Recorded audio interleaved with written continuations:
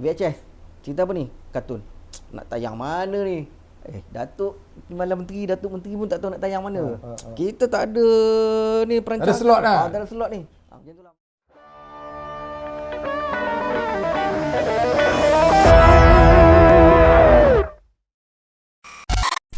Ekosistem kena betul. Sebenarnya memang kalau tanya saya memang kita ada masalah ekosistem tak betul. Kan? Tapi macam Amir kata tadilah, okeylah setiap kali tukar menteri, tukar kerajaan ataupun tukar kepimpinan di satu-satu agensi, kita ni pergilah bercerita kan. Kita start balik bagi cerita, bagi bincang, bagi cadangan. Kemudiannya nak buat tukar. Tak sempat kan? Ataupun tengah bincang, tengah kaji dan sebagainya kan. Jadi Amir rasa apa sebenarnya yang sepatutnya kerajaan buat? Pertama atas dasar kata terbuka kan, dia kena terima pandangan kita. Maksudnya terima, kaji dan buatlah, laksana. Polisi tu letaklah, macam contoh dia boleh buat rancangan Malaysia, rancangan 10 tahun kan. Dia boleh buat banyaklah. TN50 lah dulu. Lepas tu ni wawasan sebelum ni pun ada kan? Ada transformasi. Banyaklah. So dia boleh letak sampai 2-30 tahun pun. TN50 tak dah sampai dah habis lah. Kan? So kalau boleh benda tu yang sepatutnya diperkasakan.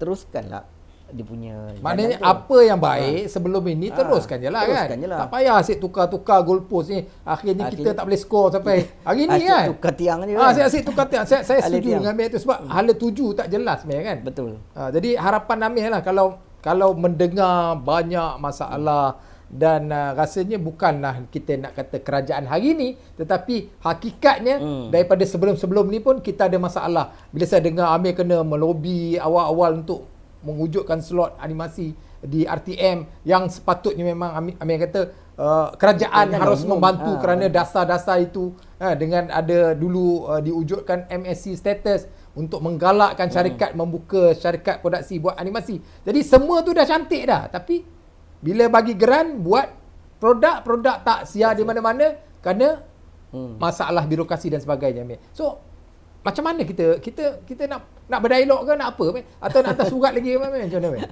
Amir rasalah kita dah cuba buat macam-macam perkara kan. Switch off kita dah buat switch off. Town hall pun kita pergi. Secara senyap email surat pun kita buat. Belum nampak hasil. Belum nampak hasil. So tak boleh kira guna pendekatan Amir dulu, guna surat khabar Cina. Boleh guna. Kalau boleh guna. Bila tengok senario dia ikut cara yang betul kan, proses prosedur, bincang kan, hantar memorandum pergi buat apa round table talk kan, surat khabar pun ada dah hari tu, isu animasi pun dikeluarkan dalam surat khabar, tapi masih lagi tidak ada hala tuju yang jelas, betul tak? Kan kalau kata hari inilah masih belum ada hala tuju yang jelas, tapi hari-hari kita perlu makan hari-hari kita kena sediakan makanan untuk anak bini kita, keluarga kita, dan dalam masa sama kerajaan mewujudkan universiti ataupun IPTS yang ajar subjek animasi ni. Jadi apa masa depan mereka ni itulah. Siapa nak jawab tu? Pening. Kita pun pening tu. Memang pening. Sebab saya tahu Amir selalu pergi mengajar merata kan. Kita pergi. Kita buat banyak sesi libat urus juga kan. Kita pun bantu. Tapi dia fikir tu, aku ajar kejap lagi dia nak buat apa kan. Kejap lagi bila nak masuk, tak payah tunggu lama lah. Nak latihan industri macam ni, intern. Tak banyak syarikat animasi dia nak masuk tu. Saya tanya syarikat-syarikat besar pun, setahun berapa dia boleh ambil? Sekali dia ambil kan. So dia kata 5-6 orang boleh lah dia ambil. Nak letak 10 orang, 20 orang, komputer dia tu, tempat dia tu. So tak boleh selesai. 5 orang ambil, okey. 4 syarikat besar baru 20 orang tu. Yang lahir ni berapa ribu ni kan? Yang lahir setahun keluar 1,000, 2,000 kan. Bidang ni. So solution jangka pendek dia, college kena ajar benda lain jugalah. Dia kena ajar entrepreneur lah. Entrepreneurship. Selain dari belajar buat animasi, dia kena belajar lah marketkan diri sendiri.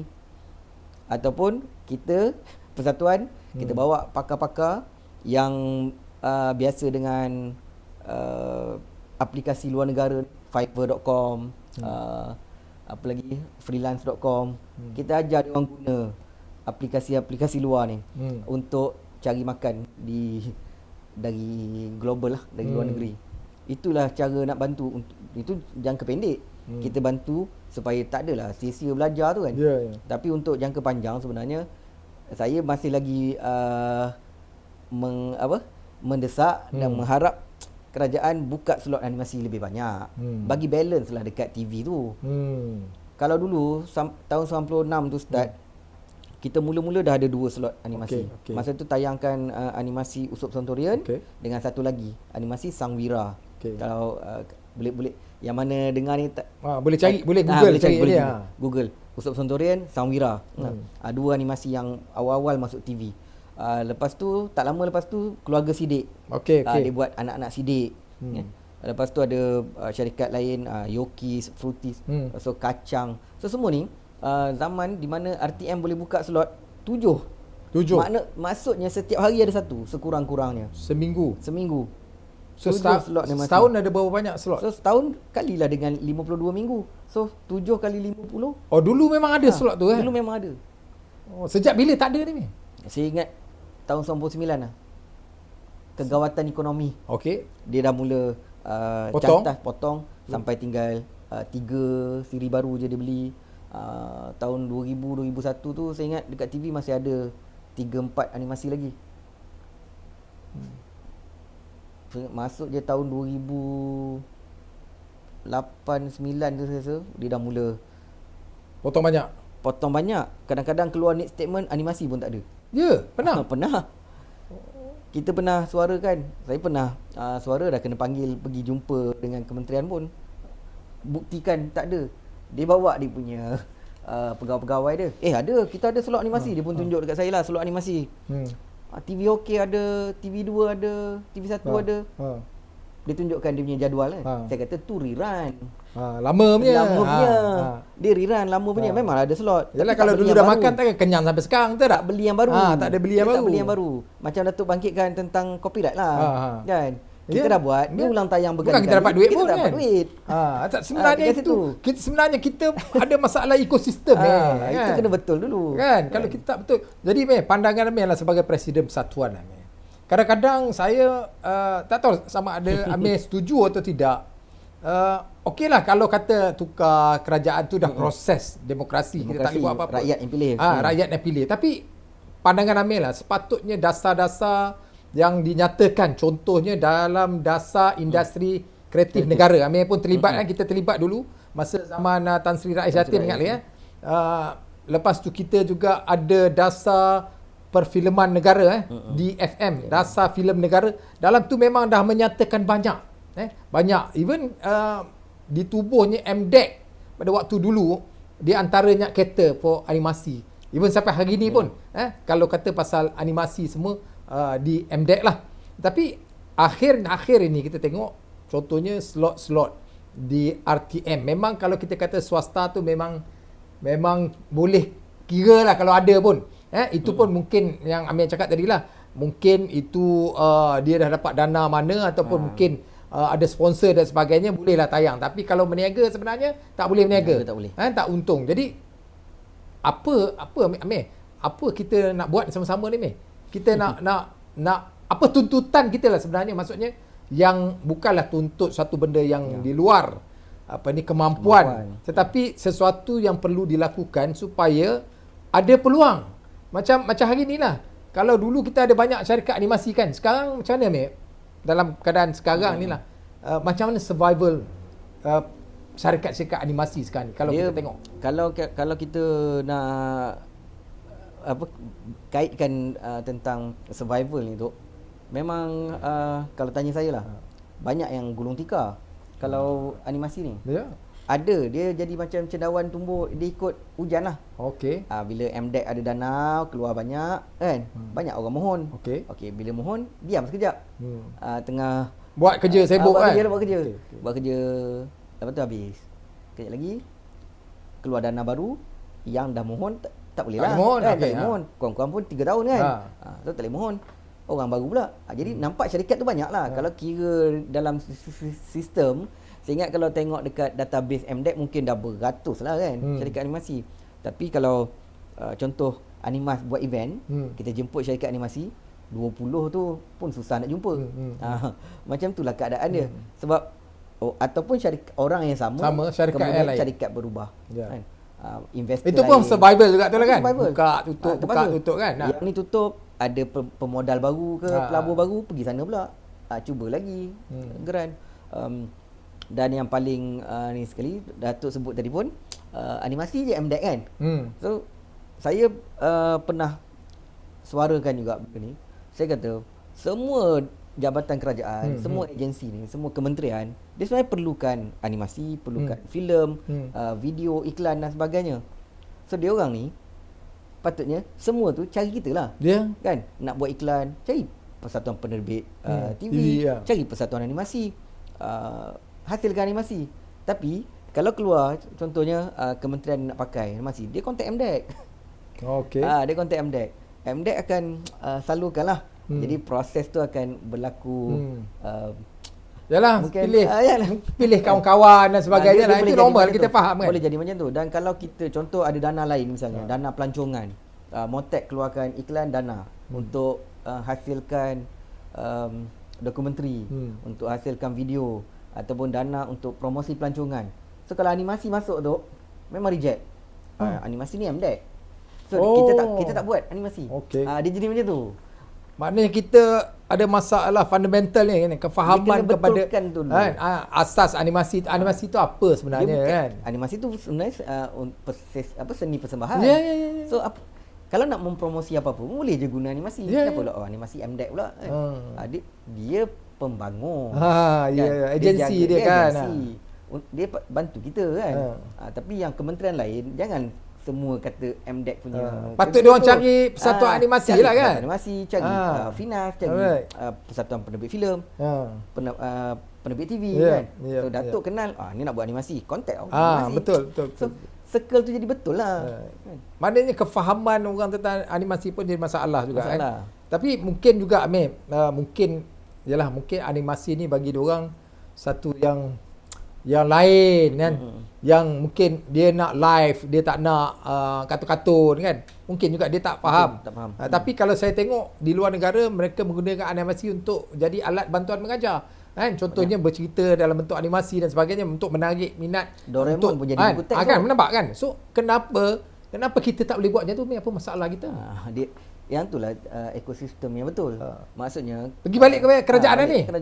Dia polisi. Contoh buku teks. Kalau kat Jepun buku teks pun dia pakai kartun apa popular. Kartun apa yang ada. Ada buku teks pakai Doraemon, ada buku teks pakai kartun-kartun lain lah dekat sana.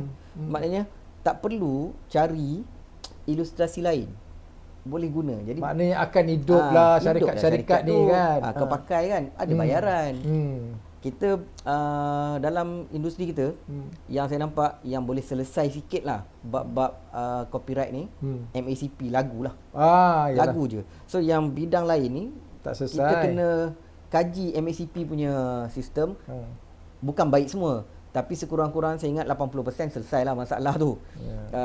Siapa cipta lagu, siapa tulis lirik, siapa arrange, tukang arrange, compose, semua dapat duit. Dia dapat siar je dekat radio, ada percentage. Siar dekat TV ada percentage. Main dekat drama kita kena bayar. So dia selesai masalah dia. Yang kita punya part tak selesai. Animasi pun tak selesai, drama pun tak selesai. Drama pun tak selesai. Dia kena, yang tu kita baru boleh hidup. Dia tak semestinya kita nak dibagi slot je tu.